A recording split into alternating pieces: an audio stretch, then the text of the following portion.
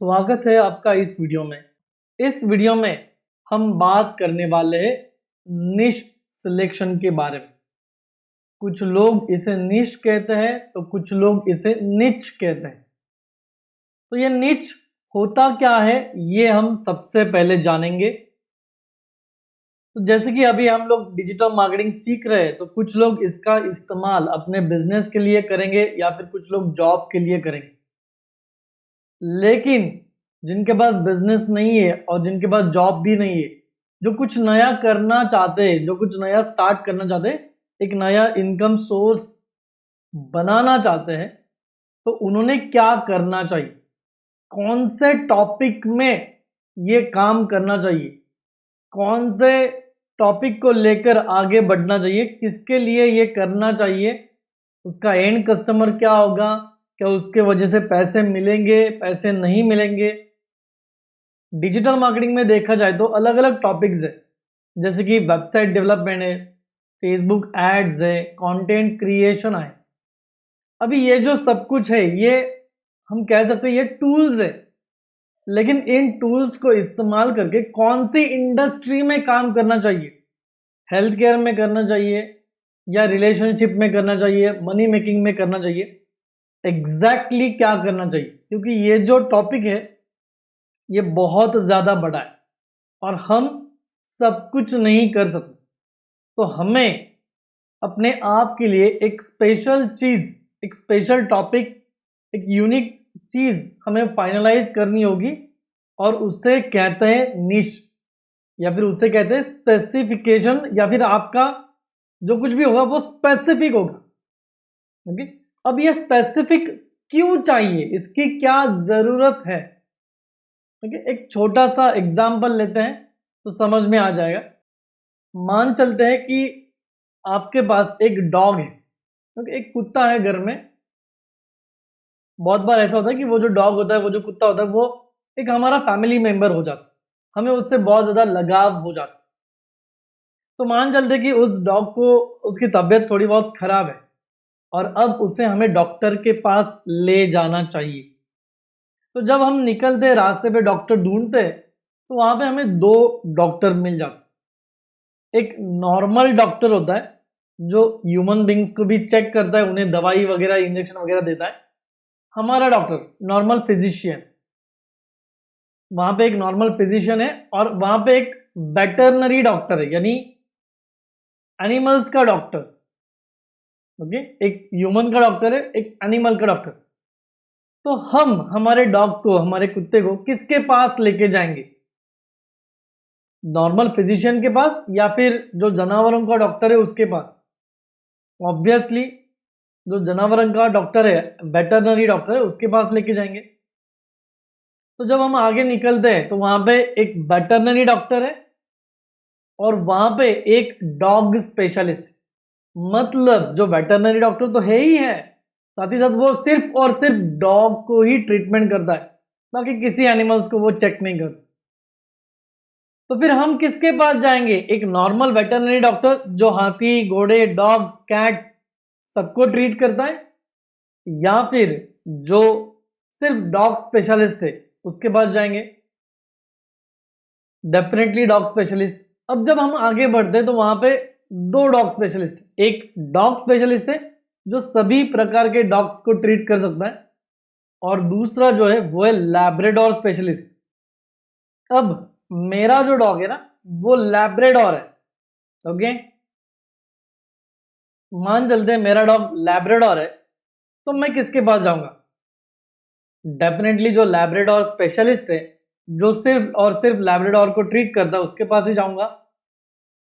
क्यों, लेकिन क्यों मैं नॉर्मल फिजिशियंस के पास क्यों नहीं गया, मैं लैब्राडोर स्पेशलिस्ट के पास ही क्यों गया, क्योंकि मुझे लगता है जो लैब्राडोर स्पेशलिस्ट है उसके पास स्पेशल स्किल है। वो लैब्राडोर को अच्छी तरह से समझेगा, उसे लैब्राडोर के बारे में बहुत अच्छे से जानकारी है और वो मेरे डॉग को अच्छी तरह से ट्रीट करेगा, इसलिए मैं उसके पास लेके जाऊं। समझ में आ रही है मेरी बात। सेकेंड एग्जाम्पल, मान चलो एक नॉर्मल फिजिशियन है। ओके, और हम साल में 2-4 बार उसके पास जाते हैं एक कस्टमर या फिर हम उसको एक ज्यादा से ज्यादा कितने पैसे देते हैं साल भर में? अगर 4 बार भी अगर हम हमारे खुद के लिए जाते हैं, नॉर्मल हमारा फैमिली डॉक्टर जो होता है उसके पास 4 बार गए, चलो मान चलते 500 रुपए वो एक बार के लेगा, तो ज्यादा से ज्यादा 2,000। चलो इस साल हम लोग बहुत ज्यादा बीमार पड़ गए तो हम लोग 5,000 उसे दे आए पूरे साल में। लेकिन मान चलो कि हमारे ब्रेन में, हमारी वायरिंग में कुछ खराबी आ गई और अब हमें न्यूरो स्पेशलिस्ट के पास जाना पड़ेगा। न्यूरो स्पेशलिस्ट यानी ब्रेन का सर्जन, जो ब्रेन की वायरिंग चेक करता है उसे कहते हैं न्यूरो स्पेशलिस्ट। अगर हम उसके पास जाते हैं और खुद की ट्रीटमेंट करते हैं, कुछ कुछ ऑपरेशन वगैरह करते हैं, तो कितने पैसे लगेंगे? न्यूरो स्पेशलिस्ट लगभग 15 से 20 लाख रुपए लेंगे। अगर हम हार्ट स्पेशलिस्ट के पास जाएंगे हार्ट अटैक के लिए, तो कम से कम 3 लाख से 5 लाख रुपए लेंगे, क्योंकि वो स्पेशलिस्ट है, उन्हें उस पर्टिकुलर स्पेसिफाइड चीज का स्पेशलाइज्ड नॉलेज है, स्पेशलाइज्ड स्किल है, और उसी के लोग उन्हें पैसे देते। तो हमें जो कुछ भी हम लोग करने वाले हैं डिजिटल में, जो कुछ भी हम लोग बिजनेस करने वाले हैं, जो कुछ भी हम मनी मेकिंग के लिए करने वाले हैं, वो जनरलाइज नहीं करना है।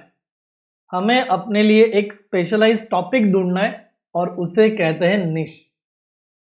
अब जो भी टॉपिक हम ढूंढेंगे उसे कैसे ढूंढेंगे? तो उसे ढूंढने के लिए हमें चाहिए 5P फॉर्मेट। तो ये 5P फॉर्मेट क्या होता है? तो इसमें 5P होते हैं। तो ये कौन से पी है मैं स्टेप बाय स्टेप आपको बताऊंगा और एक्सप्लेन भी करूंगा। इन 5P से हमें गुजरना होगा, तभी जाके हमें आइडिया आ जाएगी कि ये हमारा टॉपिक हो सकता है या नहीं। चलिए, तो पहला P है पैशन। पैशन यानी उस चीज में आपको इंटरेस्ट है या नहीं। अगर आप वो चीज कर रहे हो तो आप बिना थके वो चीज कर पाओगे या नहीं, उससे कहते हैं पैशन। फॉर एग्जाम्पल मेरा पैशन है टीचिंग, सिखाना। मुझे सिखाना बहुत अच्छा लगता है और जब मैं सिखाना स्टार्ट करता हूं तो मैं थकता नहीं हूं, मुझे वो बोरिंग नहीं लगता है, मुझे और ज्यादा मजा आता है। तो ये है मेरा पैशन। जैसे कि किसी का पैशन होता है पेंटिंग, तो वो दिन भर पेंटिंग करता है, ड्राइंग निकालता है, बट थकता नहीं है, बोर नहीं होता है, तो वो हो गया उसका पैशन। इसी तरह से आपका पैशन क्या है आपको ढूंढना है।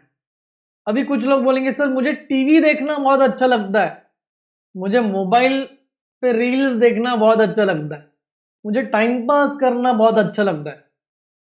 तो ये जो हो गया ये एंटरटेनमेंट है, ये पैशन नहीं है। ओके, तो पैशन को समझो कि ऐसी चीज जिससे आपको लगाव है, जिसे करने में आप थकोगे नहीं और जिसे आप लंबे समय तक कर सकते हो। एक से ज्यादा चीजें भी आपको समझ में आएगी इस तरह से, जैसे कि मुझे टीचिंग अच्छा लगता है, मुझे कंटेंट बनाना अच्छा लगता है, मुझे चेस खेलना अच्छा लगता है। तो आपको ऐसे क्या क्या अच्छा लगता है जो आप लंबे समय तक बिना थके कर सकते हो, उन चीज की लिस्ट बनाओ। ओके, सो जिस भी बारे में, जिस भी टॉपिक के बारे में आपको पैशन है, अच्छी लगती है, उनकी आपको पहले लिस्ट बनाना है। ओके, तो सबसे पहले पैशन किस किस में उसकी लिस्ट बनाओ। फिर हम चलेंगे सेकेंड पी के पास। सेकेंड पी क्या है? तो सेकेंड पी है प्रॉब्लम। अभी जो भी आपका पैशन है उसकी मदद से क्या आप किसी का कुछ प्रॉब्लम सॉल्व कर सकते हो? जैसे कि मेरा पैशन है सिखाना और मैं डिजिटल मार्केटिंग सिखाता हूं और इसकी मदद से मैं लोगों को सिखाता हूं कि पैसे कैसे कमाए जाते हैं, मल्टीपल सोर्सेज ऑफ इनकम अपने लिए कैसे खड़ा कर सकते हैं। ये प्रॉब्लम, लोगों की पैसों की प्रॉब्लम मैं सॉल्व करता हूं, उन्हें पैसे कैसे कमाए जा सकते हैं डिजिटल से, ये मैं सिखाता हूं। मान चलो अगर आपकी पैशन है एक्सरसाइज करना, तो आप लोगों को सिखा सकते हो वेट लॉस कैसे करना है, वेट कम कैसे करना है। आप लोगों का प्रॉब्लम सॉल्व करते हो वेट गेन कैसे करना है, कैसे बढ़ाना है। आप लोगों का फिटनेस का प्रॉब्लम सॉल्व कर सकते हो। तो इस तरह से जो भी अभी पैशन के आपने पॉइंट्स निकाले, उस हर पैशन के पॉइंट के सामने आप लोगों के कौन से प्रॉब्लम सॉल्व कर सकते हो, लिस्ट बनाओ। जैसे अगर मेरा पैशन है बिजनेस ग्रोथ या फिर फाइनेंस, तो मैं लोगों का अकाउंटिंग का प्रॉब्लम सॉल्व कर सकता हूं, लोगों का कैश फ्लो मैनेजमेंट का प्रॉब्लम सॉल्व कर सकता हूं, लोगों का बिजनेस बढ़ाने का प्रॉब्लम सॉल्व कर सकता हूं। समझ में आ रहा है? तो जो भी 3-4 पैशन आपने लिखे होंगे उनके सामने अभी लिस्ट बनाओ प्रॉब्लम्स की, क्या क्या प्रॉब्लम आप सॉल्व कर सकते हो। अब ये प्रॉब्लम सॉल्व करने के बाद हम जाएंगे थर्ड पी। थर्ड पी होता है पर्सोना। पर्सोना यानी आप जिनका प्रॉब्लम सॉल्व करने वाले हो वो कौन है। आप जिनका प्रॉब्लम सॉल्व करने वाले हो वो कौन है, उन्हें आइडेंटिफाई करना, उन्हें फिक्स करना, इसे कहते हैं पर्सोना। जैसे कि अगर मैं अगर मैं एक्सरसाइज में इंटरेस्ट रखता हूं, एक्सरसाइज मेरा पैशन है और मैं वेट लॉस सिखाता हूं या फिर वेट लॉस करने के लिए हेल्प करता हूं, तो मेरा पर्सोना और मैं हेल्प करता हूं उन महिलाओं को जो रिसेंटली प्रेगनेंसी से आगे आ चुकी है, जिनका प्रेगनेंसी से वेट बढ़ गया है, तो उनको मैं मदद करता हूं। तो ये हो गया मेरा स्पेसिफिक टारगेट ऑडियंस। समझ में आ रहा है? अगर मैं बिजनेस ग्रोथ एक्सपर्ट हूं और मैं हेल्प करता हूं फाइनेंस मैनेजमेंट के लिए, तो उन स्मॉल बिजनेस वालों को मैं हेल्प करता हूं जो स्मॉल बिजनेस मैन है और जो अपने बिजनेस को ग्रो करना चाहते, तो ये हो गया पर्सोना। ओके। अगर मैं डिजिटल मार्केटिंग सिखाता हूं और सिर्फ हिंदी में सिखाता हूं, तो वो हिंदी बोलने वाले लोग हो गए मेरे पर्सोना, दैट इज वो मेरे ऑडियंस हो गए। समझ में आ रहा है? अभी ये जो ऑडियंस है ये किसी रीजन के लिए भी हो सकती है, किसी सिटी के लिए भी हो सकती है, या फिर किसी कम्युनिटी के भी लिए भी हो सकती है। जैसे कि मैं वेट बढ़ाना, वेट गेन करना या फिर मैं बॉडी बिल्डिंग करना सिखाता हूँ यंगस्टर्स को, जो जो भी लोग मेरे सिटी में रहते हैं, जैसे कि पुणे में रहते हैं। अगर मुझे एक्सरसाइज मेरा पैशन है तो मैं बॉडी बिल्डिंग सिखाता हूँ, बॉडी बिल्डिंग के लिए हेल्प करता हूँ, गाइड करता हूँ उन लोगों को जो पुणे में है। तो ये हो गया मेरा पर्सोना। ओके। तो जो भी अपना टारगेट ऑडियंस होता है, जिसे भी हमें टारगेट करना है, हमें लगता है कि इन्होंने हमारा कंटेंट देखना चाहिए या फिर प्रोडक्ट लेने चाहिए, वो होता है हमारा पर्सोना। ये डिसाइड करना बहुत ज़्यादा जरूरी है। ओके।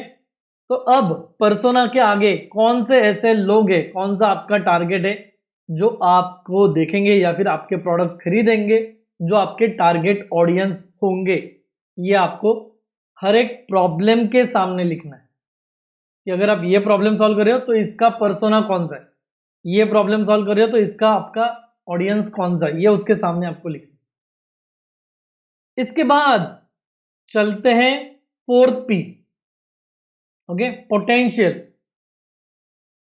तो आप जो भी कर रहे हो उसमें पोटेंशियल है या नहीं, ये चेक करना बहुत ज्यादा जरूरी। फॉर एग्जाम्पल मेरा पैशन है art and craft banana. Okay. और मैं लोगों को आर्ट एंड क्राफ्ट बनाना सिखाता हूं, ये मैं लोगों का प्रॉब्लम सॉल्व करता हूं। जिनको आर्ट एंड क्राफ्ट बनाना होता है उनको मैं सिखाता हूं, ये प्रॉब्लम में सॉल्व करता हूं। लेकिन मैं आइसक्रीम की जो स्टिक्स होती है ना उससे आर्ट एंड क्राफ्ट बनाता, लेकिन इस चीज को क्या मार्केट में लोग डिमांड देते हैं? क्या मार्केट में लोग इसे ढूंढ रहे हैं कि आइसक्रीम की स्टिक को लेके आर्ट एंड क्राफ्ट कैसे बनाया जाए? क्या आर्ट एंड क्राफ्ट बना के कहीं पे मिलता है क्या? या फिर आइसक्रीम की स्टिक को लेके आर्ट एंड क्राफ्ट सिखाने वाला कोई मार्केट में अवेलेबल है क्या? क्या ऐसे लोग ढूंढते हैं या नहीं, ये भी आपको चेक करना। तो क्या जो भी आपका पैशन है, जिससे भी आप लोगों का प्रॉब्लम सॉल्व कर रहे हो, क्या उसे डिमांड है या भी नहीं, ये भी आपको चेक करना होगा। ओके। तो ठंडे दिमाग से बैठिए, वीडियो को चाहिए तो पॉज कीजिए, सोचिए, सिर्फ आगे मत बढ़िए। ओके, हर पी के बाद पॉज कीजिए, सोचिए कि क्या क्या हो सकता है, क्योंकि ये एक झटके में समझ में नहीं आएगा, इसके लिए थोड़ा टाइम देना पड़ेगा, थोड़ा सा ब्रेनस्टॉर्मिंग करना पड़ेगा। तो उतना टाइम इसे दीजिए, ठंडे दिमाग से सोचिए आपका पैशन क्या है, आप उसकी मदद से क्या क्या प्रॉब्लम सॉल्व कर सकते हो, किसके प्रॉब्लम सॉल्व कर सकते हो, और अगर सॉल्व करोगे भी तो मार्केट में उसे लोग पूछ रहे हैं या नहीं, उसकी डिमांड है या नहीं, ये चेक करना की भी बहुत जरूरी है। और लास्ट पी यानी पेमेंट। तो बहुत बार ऐसा होगा कि आपका पैशन है, उसकी मदद से आप प्रॉब्लम सॉल्व कर रहे हो, उसके लिए ऑडियंस भी है और मार्केट में डिमांड भी है, लेकिन लोग उसके लिए कुछ खास पैसे देने के लिए तैयार नहीं। जैसे मैं आर्ट एंड क्राफ्ट कर रहा हूं, ओके, लोगों को सिखा रहा हूं, उसके लिए लोग तैयार भी है जो इंटरेस्ट रखते हैं, डिमांड भी है, पूछ भी रहे, लेकिन कुछ खास पैसे देने के लिए तैयार नहीं है। 5,000 से 10,000 रुपए देने के लिए तैयार नहीं। लोग कहते हैं अगर फ्री में होगा तो ठीक है, नहीं होगा तो भी चलेगा, इसकी हमें कोई खास जरूरत नहीं है।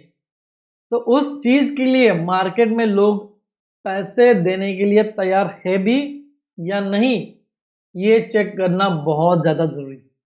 ओके, तो फिर से कह रहा हूं, ठंडे दिमाग से सोचिए, लिख लीजिए सारी चीजें, स्टेप बाय स्टेप सारी चीजें एक के सामने एक आपको लिखनी है, तब जाके आपको पता चलेगा कि उसमें पोटेंशियल है भी या नहीं, और उसके लिए लोग पैसे देने के लिए तैयार है भी या नहीं। जैसे कि मैं फिटनेस एक्सपर्ट हूं, मैं लोगों को हेल्प करता हूं वेट लॉस के लिए, करना चाहता हूं प्रेग्नेंट वुमन को कि वो अपना वेट लॉस करे और फिट रहे, पोटेंशियल मार्केट में बहुत ज्यादा है और लोग उसके लिए पैसे देने के लिए भी तैयार है। तो जी हाँ, ये मेरा स्पेशलाइजेशन हो चुका है। प्रेग्नेंट वुमन को वेट लॉस के लिए हेल्प करना, ये मेरा हो गया मार्केट, ये हो गया मेरा पोटेंशियल, और ये हो गया मेरा निश। तो इस तरह से आप अपने निश को वैलिडेट कर सकते हैं, क्या आपने जो निश चुना है वो सही है, उसके लिए ऑडियंस है, उसके लिए पोटेंशियल है, उसके लिए लोग पेमेंट करना चाहते हैं, पैसे देने के लिए तैयार हैं। इस तरह से आप जब करोगे तब ये आपका निश वैलिडेट होगा। अब वैलिडेशन होने के बाद इसे सिलेक्ट कैसे करना है, ये मैं आपको अगले वीडियो में बताऊं, लेकिन उससे पहले जो मैंने बताया वो आपको करना है, लिस्ट बनानी है आपके पैशन की, हर पैशन के सामने एक एक प्रॉब्लम, उसके जो भी प्रॉब्लम वो लिखना है, उसके सामने उसमें पोटेंशियल है भी या नहीं ये चेक करना है, और लोग उसके लिए पेमेंट करने के लिए तैयार है भी या नहीं ये भी चेक करना है। तो आपको अब क्या करना है, नीचे कमेंट में सारे आपके 5 पीस, और उसके सामने पैशन क्या है, प्रॉब्लम क्या है, पर्सोना क्या है, पोटेंशियल क्या है, और पेमेंट करने के लिए तैयार है या नहीं, पूरे 5 पीस आपको आपके नीचे लिखना है। जो भी आपके पैशन है, सारे पैशन, सारे प्रॉब्लम, सारे पर्सोना, सारे पोटेंशियल और सारे पेमेंट, ये सब बना के आपको नीचे कमेंट में लिखना है।